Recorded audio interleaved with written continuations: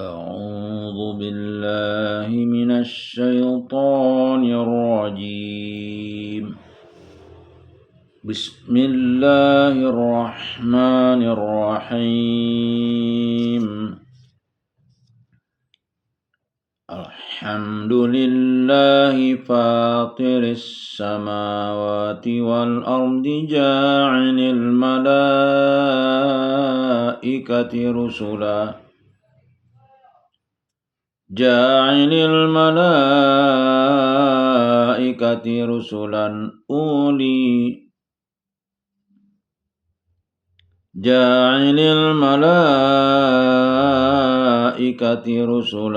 أولي أجنحة مثنى وثلاث ورباع يزيد في الخلق ما يشاء إن الله على كل شيء قدير. ما يفتح الله للناس من رحمة فلا ممسك لها وما يمسك فلا مرسل له من بعده وهو العزيز الحكيم. يا أيها الناس اذكروا نعمة الله عليكم هل من خالق غير الله يرزقكم من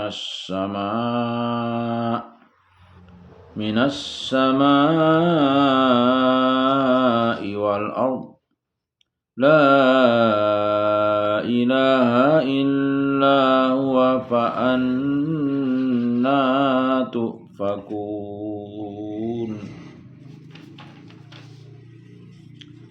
وإن يكذبوك فقد كذبت رسل من قبلك وإلى الله ترجع الأمور.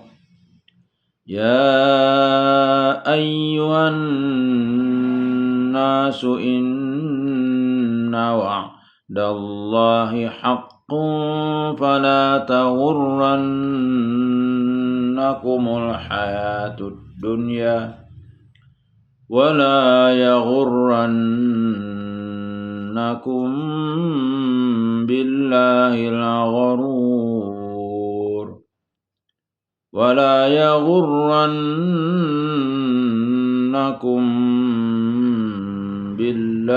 الغرور. إن الشيطان لكم عدو فاتخذوه عدوا إنما يدعو حزبه ليكونوا من أصحاب السعير. الذين كفروا لهم عذاب شديد والذين آمنوا وعملوا الصالحات لهم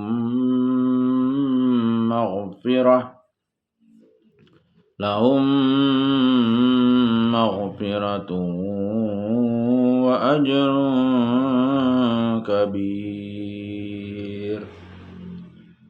أفمن زين له سوء عمله فرآه حسنا فإن الله يضل من يشاء ويهدي من يشاء فلا تذهب نفسك عليهم حسرات إن الله عليم بما يصنعون.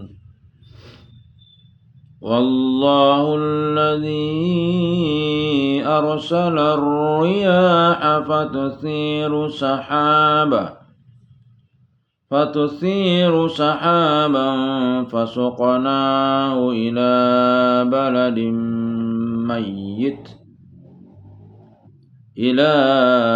بلد ميت فأحيينا به الأرض بعد موتها كذلك النشور من كان يريد العزة فلله العزة جميعا إليه يصعد الكلم الطيب والعمل الصالح يرفعه والذين يمكرون السيئات لهم عذاب شديد ومكر أولئك هو يبور والله خلقكم من تراب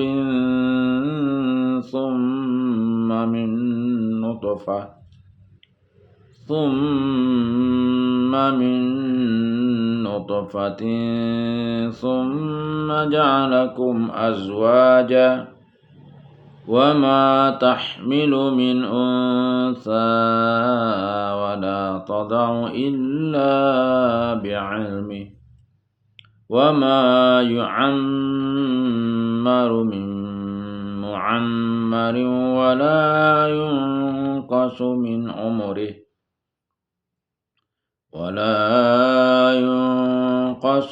عمره إلا في كتاب إن ذلك على الله يسير وما يستوي البحران هذا عذب فرات سائغ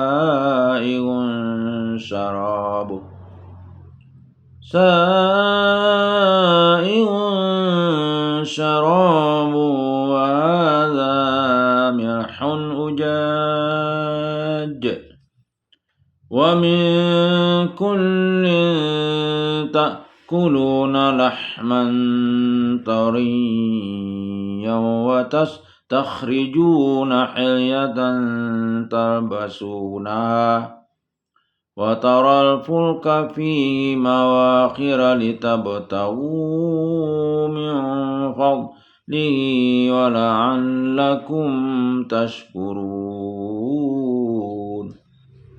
يولج الليل في النهار ويولج النهار في الليل وسخر الشمس والقمر كل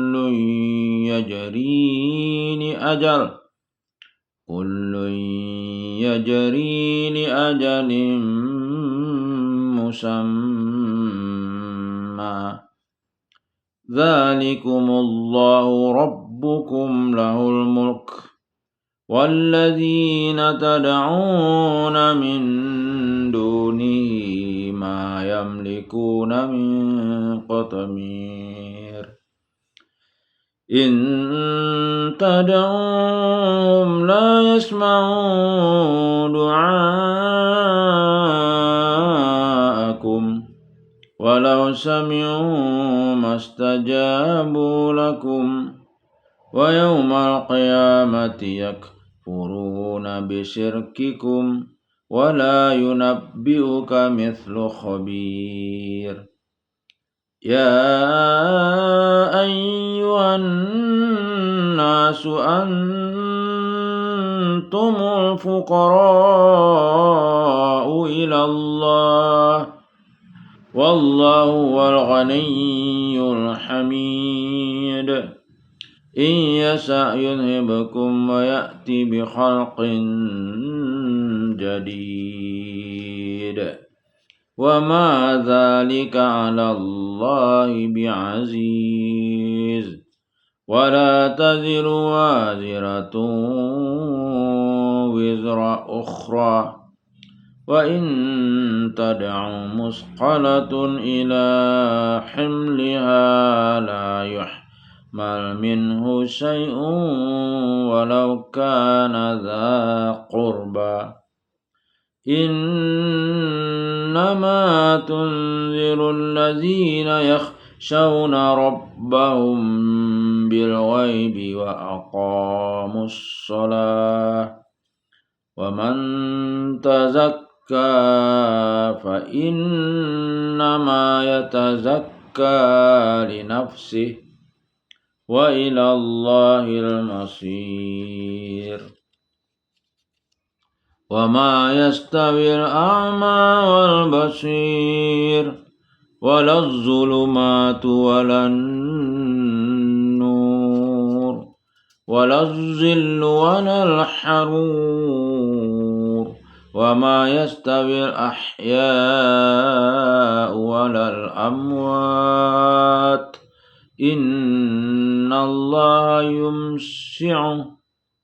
إن الله يسمع من يشاء إن الله يسمع من يشاء وما أنت بمسمع من في القبور إن أنت إلا نذير إنا أرسلناك بالحق بشيرا ونذيرا وإن من أمة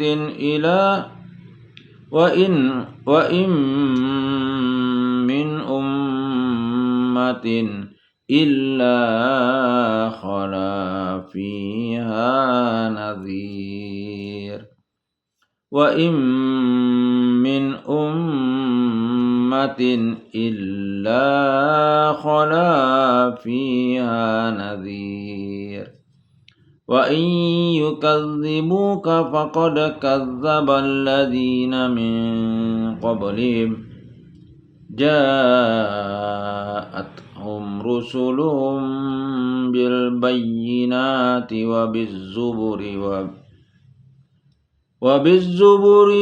وبالكتاب المنير ثم أخذت الذين كفروا فكيف كان نكير ألم تر أن الله أنزل من السماء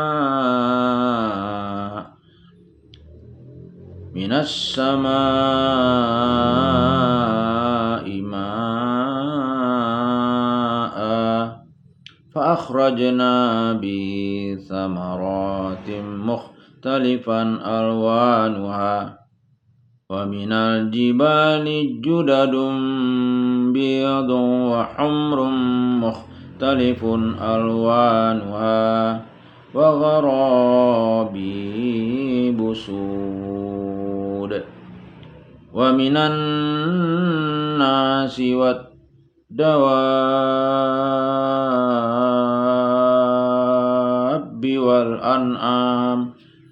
والأنعام مختلف ألوانه كذلك إنما يخشى الله من عباده العلماء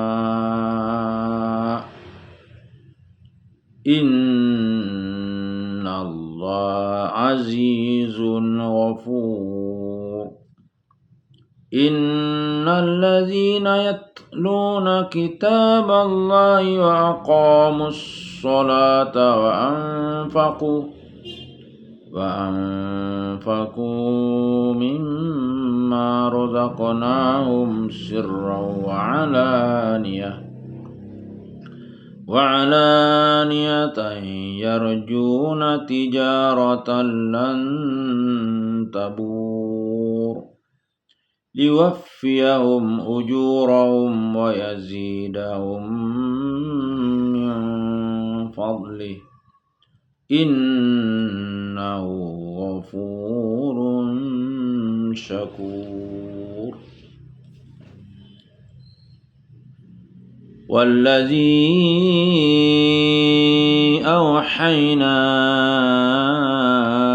إليك من الكتاب هو الحق مصدقا لما بين يديه إن الله بعباده لخبير بصير. ثم أورثنا الكتاب الذين اصطفينا من عبادنا فمنهم ظالم لنفسه ومنهم مقتصد ومنهم سابق بالخيرات بإذن الله ذلك هو الفضل الكبير. جنات عدن يدخلونها يحلون فيها من أساور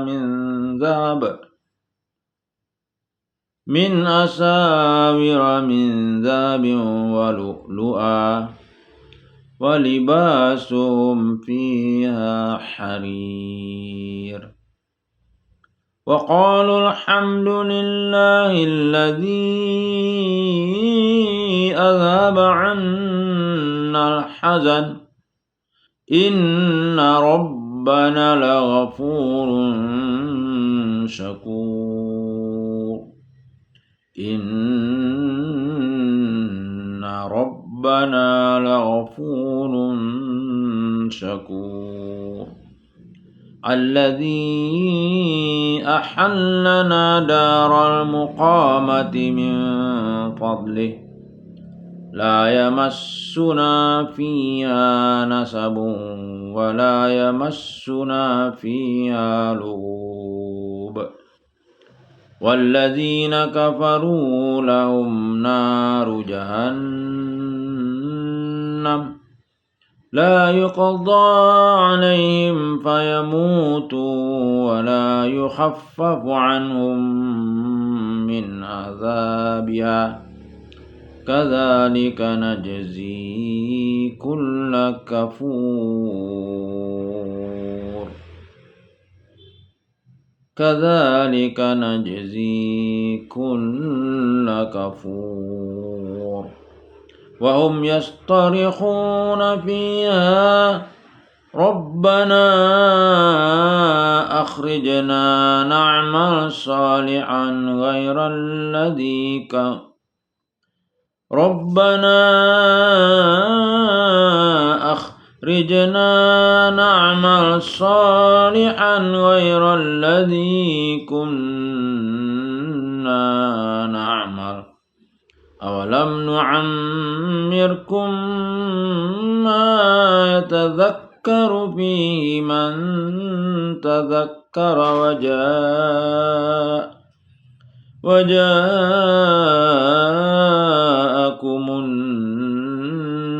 النذير فذوقوا فما للظالمين من نصير.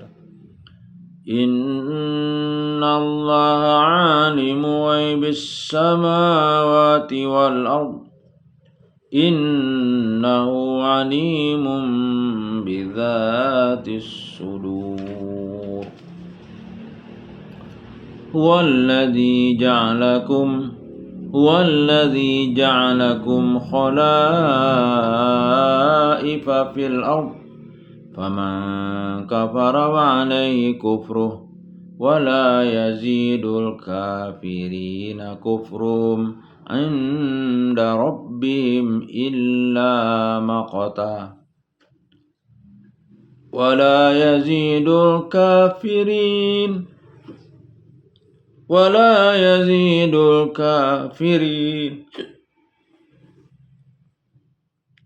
ولا يزيد الكافرين كفرهم إلا خسارا قل أرأيتم شركاءكم الذين تدعون من دون الله أروني ماذا خلقوا من الأرض أم لهم شرك في السماوات أم آتيناهم كتابا فهم على بينة منه بل إن يعد الظالمون بعضهم بعضا إلا غرورا إن الله يمسك السماوات والأرض أن تزولا ولئن زالتا إن أمسكهما من أحد من بعده إنه كان حليما غفورا وأقسموا بالله جهد أيمانهم لئن جاءهم نذير ليكونن أهدى من إحدى الأمم فلما جاءهم نذير ما زادهم إلا نفورا استكبارا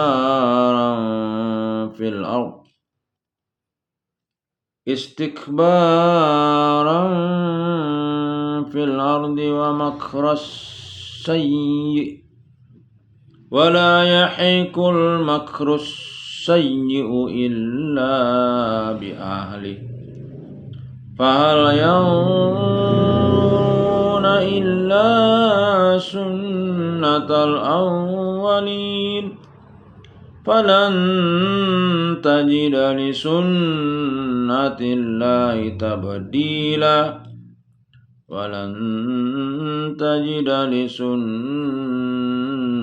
الله تحويلا أولم يسيروا في الأرض فينظروا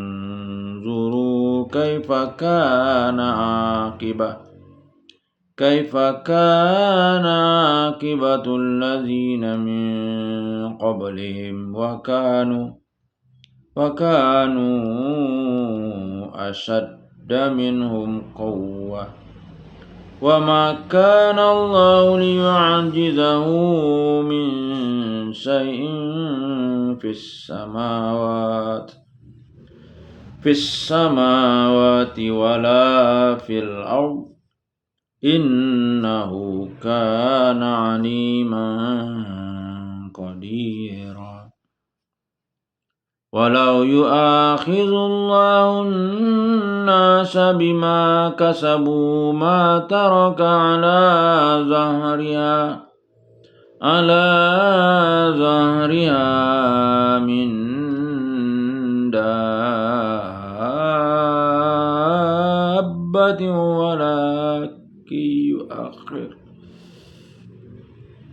ولكن يؤخرهم إلى أجل مسمى فإذا جاء أجلهم فإن الله كان بعباده بصيرا صدق الله العظيم.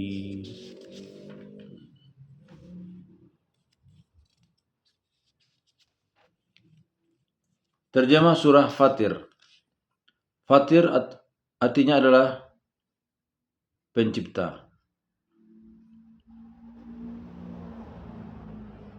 Fatir artinya pencipta. Surat Makkiyah diturunkan di periode Makkah. Surat ke-35 terdiri dari 45 ayat. Pada Juz yang ke-22. Aku berlindung kepada Allah dari godaan setan yang terkutuk. Dengan nama Allah yang Maha Pengasih, Maha Penyayang. 1. Segala puji bagi Allah pencipta langit dan bumi, yang menjadikan malaikat sebagai utusan-utusan untuk mengurus berbagai macam urusan, yang mempunyai sayap, masing-masing ada yang 2, 3, dan 4. Allah menambahkan pada ciptaannya apa yang Dia kehendaki. Sungguh Allah Maha Kuasa atas segala sesuatu. 2. Apa saja di antara rahmat Allah yang dianugerahkan kepada manusia, maka tidak ada yang dapat menahannya, dan apa yang ditahannya, maka tidak ada yang sanggup untuk melepaskannya setelah itu. Dan Dialah yang Maha Perkasa, Maha Bijaksana. 3. Wahai manusia, ingatlah akan nikmat Allah kepadamu. Adakah pencipta selain Allah yang dapat memberikan rezeki kepadamu dari langit dan bumi? Tidak ada Tuhan selain Dia, maka mengapa kamu berpaling dari ketauhidan?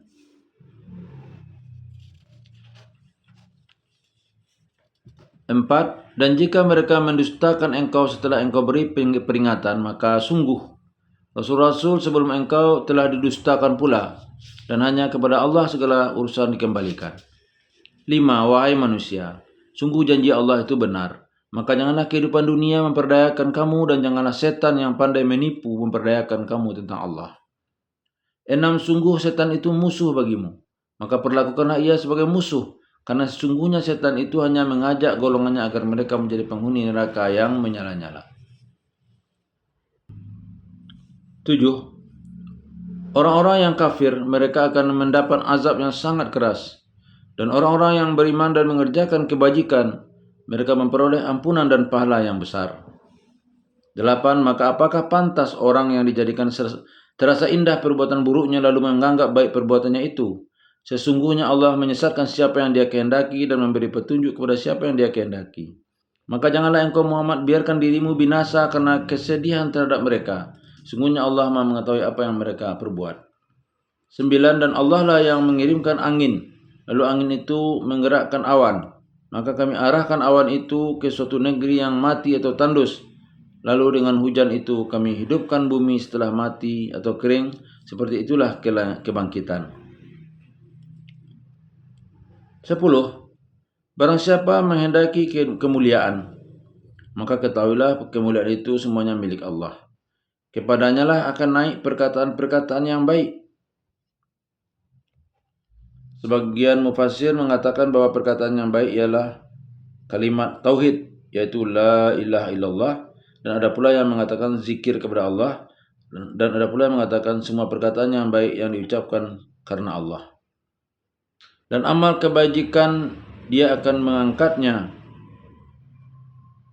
Perkataan baik dari amal yang baik itu dinaikkan untuk diterima dan diberinya pahala. Adapun orang-orang yang merencanakan kejahatan, mereka akan mendapat azab yang sangat keras, dan rencana jahat mereka akan hancur. 11. Dan Allah menciptakan kamu dari tanah, kemudian dari air mani, kemudian Dia menjadikan kamu berpasangan, laki-laki dan perempuan.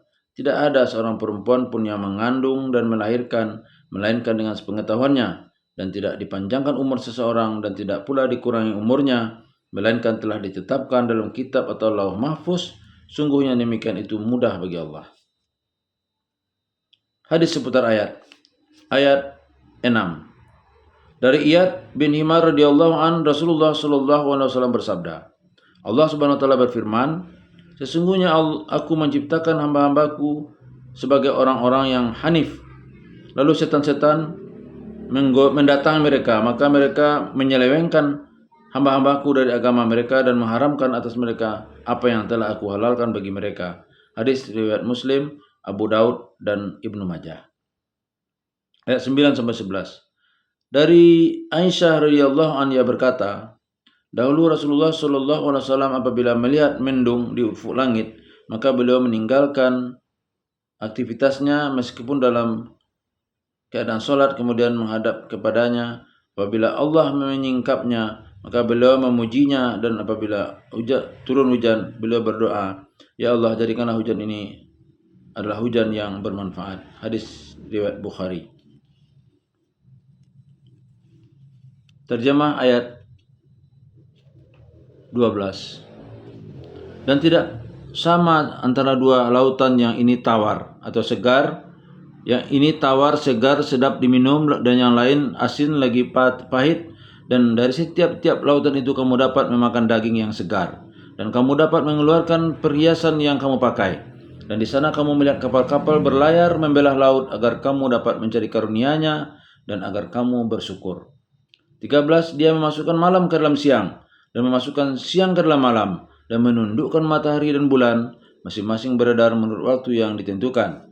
Yang berbuat demikian itulah Allah Tuhanmu, miliknya lah segala kerajaan, dan orang-orang yang kamu seru sembah selain Allah tidak mempunyai apa-apa walaupun setipis kulit ari.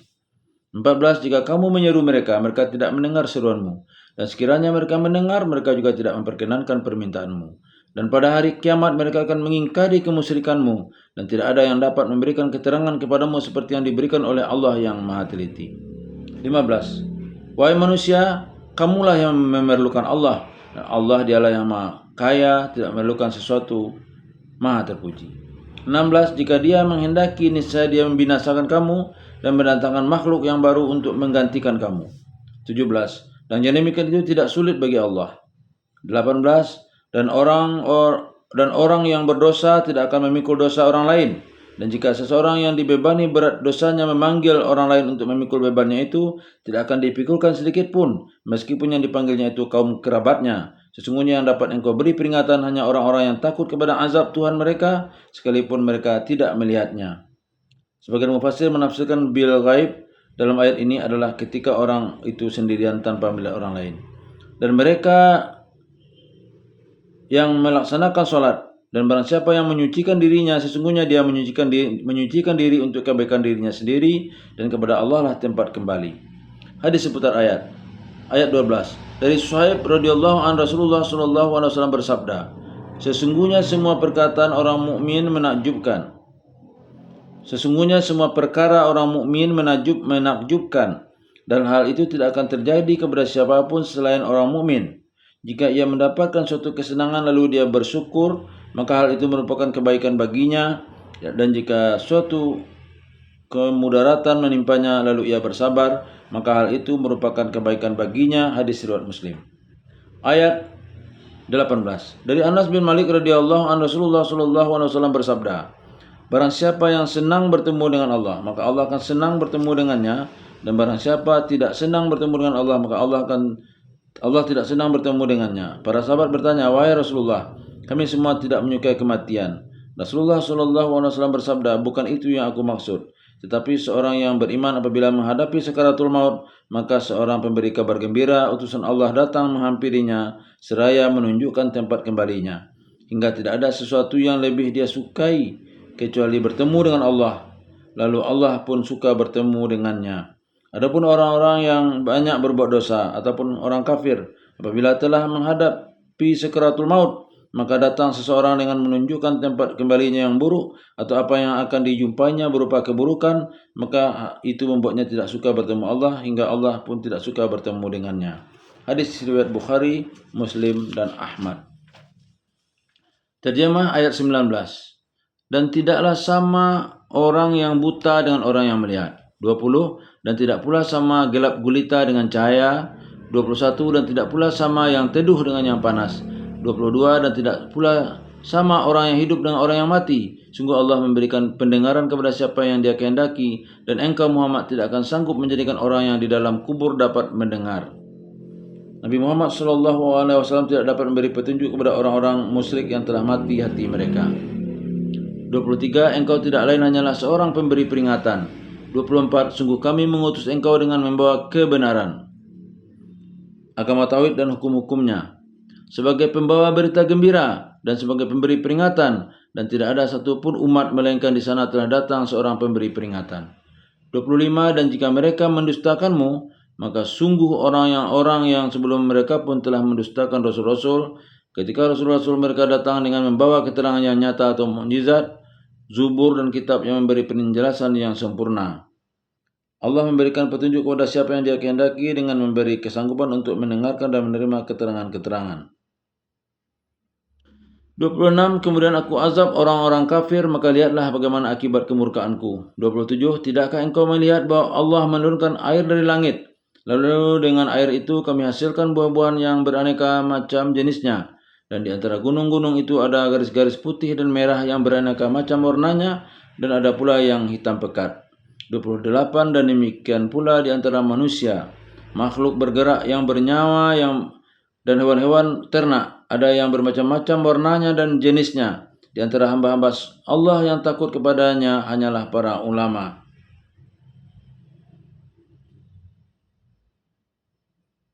Maksudnya adalah orang-orang yang mengetahui ilmu, kebesaran dan kekuasaan Allah. Sungguh Allah Maha Perkasa, Maha Pengampun.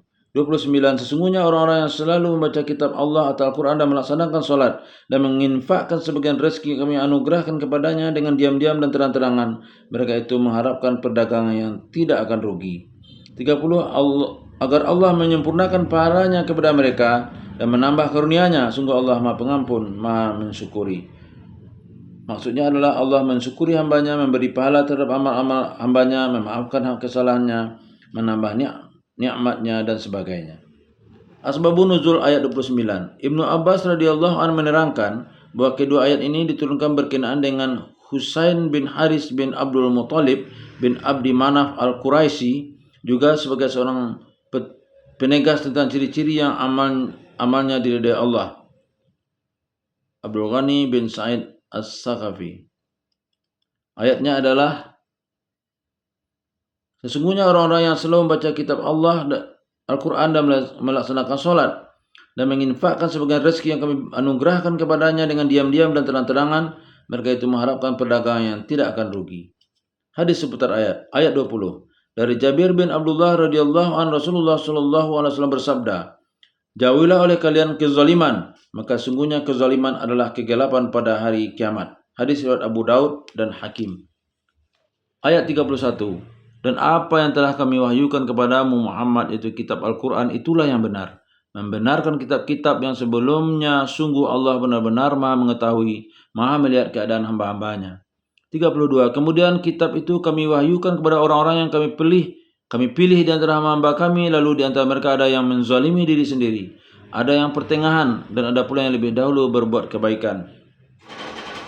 Maksudnya adalah menzalimi diri sendiri ialah orang yang lebih banyak kesalahannya daripada kebaikannya, dan pertengahan ialah orang yang kebaikannya berbanding dengan kesalahannya, sedangkan yang dimaksud dengan orang-orang yang lebih dahulu dalam berbuat kebaikan ialah orang-orang yang kebaikan mereka sangat banyak dan sangat jarang berbuat kesalahan.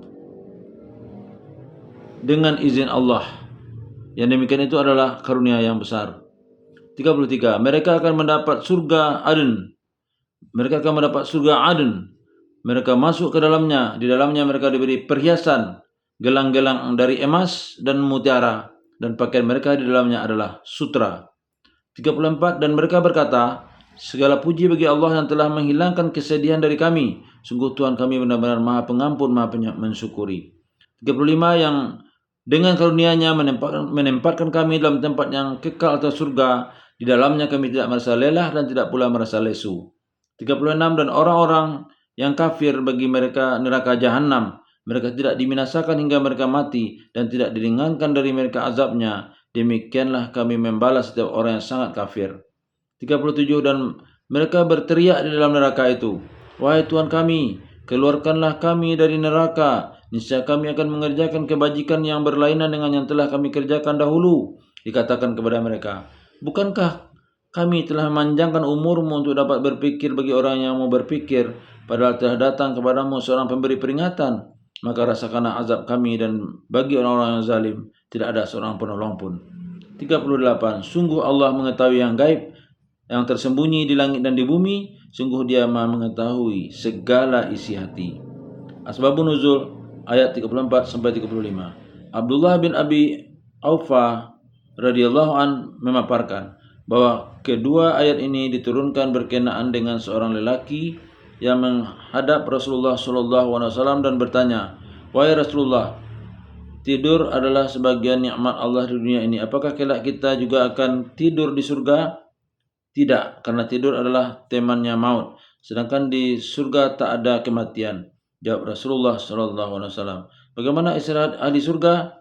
Tanya lelaki itu lagi. Rasul sallallahu alaihi wasallam pun menjawab, "Di surga tak ada rasa lelah, semuanya serba menyenangkan." Hadis riwayat Baihaqi dan Ibnu Abi Hatim.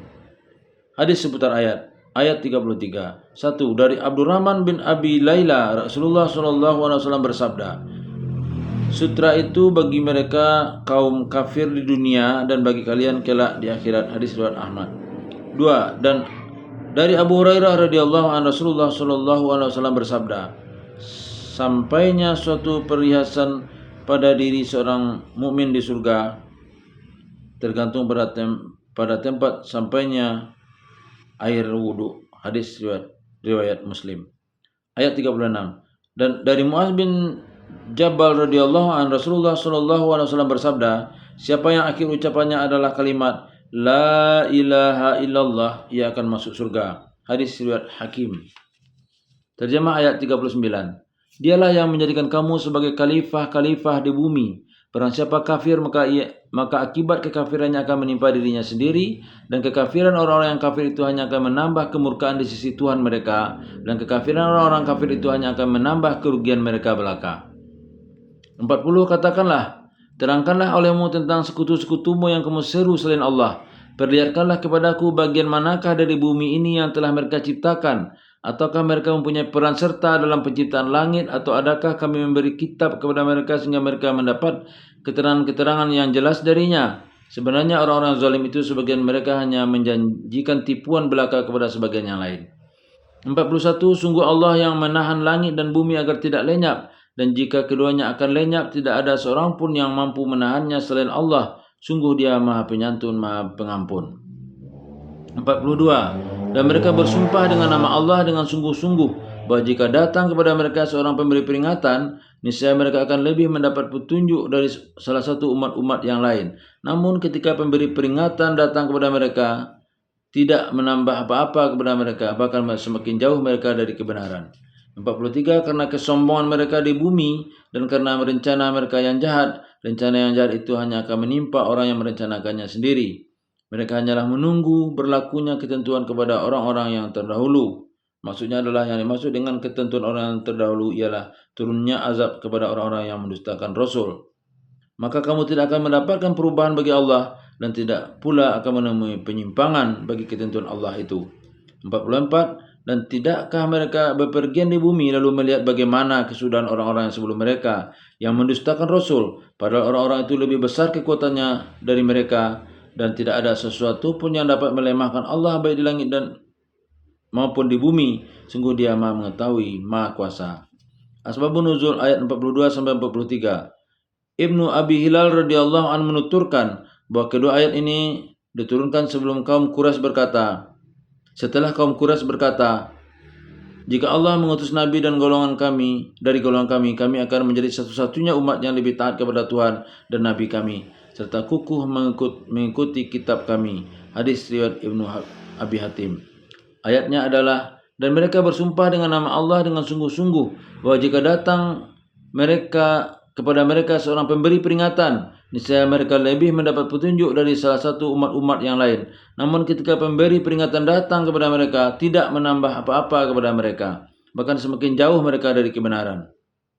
43. Karena kesombongan mereka di bumi dan karena rencana mereka yang jahat. Rencana yang jahat itu hanya akan menimpa orang yang merencanakannya sendiri. Mereka hanyalah menunggu berlakunya ketentuan kepada orang-orang yang terdahulu, maka kamu tidak akan mendapatkan perubahan bagi Allah, dan tidak pula akan menemui penyimpangan bagi ketentuan Allah itu. Ayat 45. Dan sekiranya Allah menghukum manusia disebabkan apa yang telah mereka perbuat, niscaya Dia tidak akan menyisakan suatu pun makhluk bergerak yang bernyawa di bumi ini, tetapi Dia menangguhkan hukumannya sampai waktu yang telah ditentukan. Nanti apabila ajal mereka tiba, maka Allah Maha melihat keadaan hamba-hambanya. Billahi taufik wal hidayah. Assalamualaikum warahmatullahi wabarakatuh.